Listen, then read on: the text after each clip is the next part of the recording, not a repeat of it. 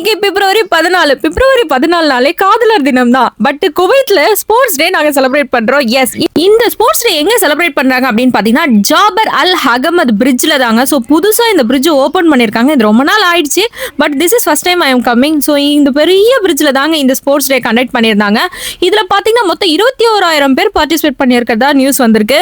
So ரொம்ப சந்தோஷமா இருக்கு. Not only Indians, not only Kuwaitis, அரபிஸ்னு, ஸோ எல்லா நேஷனாலிட்டில இருந்தும் மக்கள் எல்லாருமே பார்ட்டிசிபேட் பண்ணியிருந்தாங்க. ஒரு பெரிய ஈவெண்ட்டுங்க. இந்த ஸ்போர்ட்ஸ் டேல பாத்தீங்கன்னா ஏஜ் லிமிட்டடே இல்லைங்க. சின்ன குழந்தையில இருந்து பெரியவங்க வரைக்கும் எல்லாருமே பார்ட்டிசிபேட் பண்ற மாதிரி தான் இருந்தது. ஸோ ரொம்பவே எக்ஸலண்டான ஈவெண்ட். இதுதாங்க நான் ஃபர்ஸ்ட் டைம் அட்டென்ட் பண்றேன். ரொம்பவே சூப்பரா இருந்தது. ரொம்ப எனர்ஜெட்டிக்கா இருந்தது. ஸோ அங்கங்க ரன்னிங் ரேஸ்ல ஓடும் போது எல்லாரும் டயர்ட் ஆயிடுவாங்க அப்படின்னு சொல்லிட்டு எல்லாரையும் உற்சாகப்படுத்தும் அளவுக்கு பாடல்கள்லாம் போட்டு வழிநடுக்க எல்லாரையும் வந்து என்கரேஜ் பண்ணிட்டு இருந்தாங்க. 5 கிலோமீட்டர் ஓடினாங்க. 5 கிலோமீட்டர் வரைக்குமே மிடில் வாஷ்ரூம் கூட அரேஞ்ச் பண்ணியிருந்தாங்க. டாய்லெட் போகணும்னா டாய்லெட் போகலாம். தண்ணி பாட்டில்லாம் ப்ரொவைட் பண்ணியிருந்தாங்க. ரொம்பவே சேஃப் அண்ட் செக்யூரா இருந்ததுங்க நிஜமாவே. ஸோ ஆம்புலன்ஸ் வசதிலாம் இருந்தது.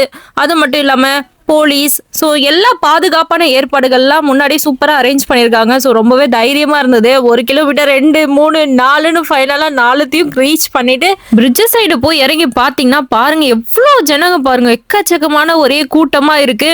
அப்படியே மக்கள்லாம் குவிஞ்சு இருக்காங்க. ஸோ ரீச் பண்ணதுக்கு அப்புறம் குவைத்தோட ஃப்ளாகை வந்து கடல்ல இறக்கி கப்பல்ல நல்லா பாடல்கள்லாம் போட்டு நல்லா உற்சாகமா என்ஜாய் பண்ணாங்க. பாருங்க எவ்வளோ க்ரௌடு பாருங்க. ஸோ அங்கவே நிறைய ஸ்நாக்ஸ், ஃபுட் ஐட்டம்ஸ் எல்லாமே அங்கே உள்ளே அரேஞ்ச் பண்ணியிருந்தாங்க. ஸோ அது தேவையானது எல்லாம் வாங்கி சாப்பிடலாம். சம் ஐட்டம்ஸ்லாம் ஃப்ரீயாகவும் கொடுத்தாங்க. க்ரௌட் அதிகமாக இருந்தது, நாங்கள் எதுவும் வாங்கலை. ஸோ நல்ல ஒரு ஈவெண்ட்டுங்க. So must need to participate everybody.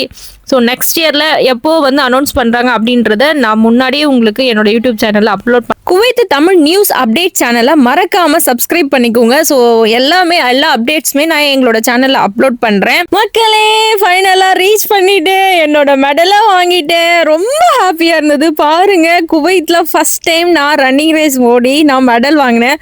சாரிங்க, மெடல் வந்து ஃபர்ஸ்ட் ப்ரைஸுக்கெல்லாம் கொடுக்கல, பார்ட்டிசிபேட் பண்ண எல்லாருக்குமே கொடுத்தாங்க. எல்லாருக்குமே என்கரேஜ் பண்ணாங்க. I am so happy for that. So இந்த மாதிரி ஈவெண்ட்லாம் எல்லாரும் பார்ட்டிசிபேட் பண்ணுங்க.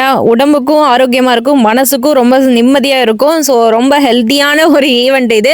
ஸோ இந்த ஈவெண்ட்லாம் எப்போ அனௌன்ஸ் பண்ணுறாங்க அப்படின்றத நான் கண்டிப்பாக அப்லோட் பண்ணுறேன். ஸோ அதுக்கு ஃபாலோ பண்ணிக்கோங்க. ரன்னிங் ரேஸ் முடிச்சுட்டு போகிறதுக்கு பஸ் வசதிகள்லாம் செஞ்சு வச்சுருந்தாங்க. ஸோ வரும்போது 5 கிலோமீட்டர் வந்தோம், போகும்போது எப்படிடா 5 கிலோமீட்டர் நடக்கணுமா அப்படின்னு யோசிச்சோம். சூப்பரான பஸ் வசதிகள்லாம் ஃப்ரீயாக சூப்பராக செஞ்சு வச்சுருந்தாங்க. ஸோ பஸ்ஸில் எங்களுக்கான பஸ்ஸை பிடிச்சி நாங்கள் பஸ் ஏறிட்டோங்க. So very happy. ஸோ இந்த ஈவெண்ட்டில் நான் பார்ட்டிசிபேட் பண்ணுறதுக்கு ரொம்ப சந்தோஷம். இந்த மாதிரி ஈவெண்ட்டில் எல்லாரும் பங்கேற்று எல்லாரும் பரிசுகள் வாங்கணும் அப்படின்னு மனசார வாழ்த்துகிறேன். தேங்க்ஸ் ஃபார் வாட்சிங். Have a nice day.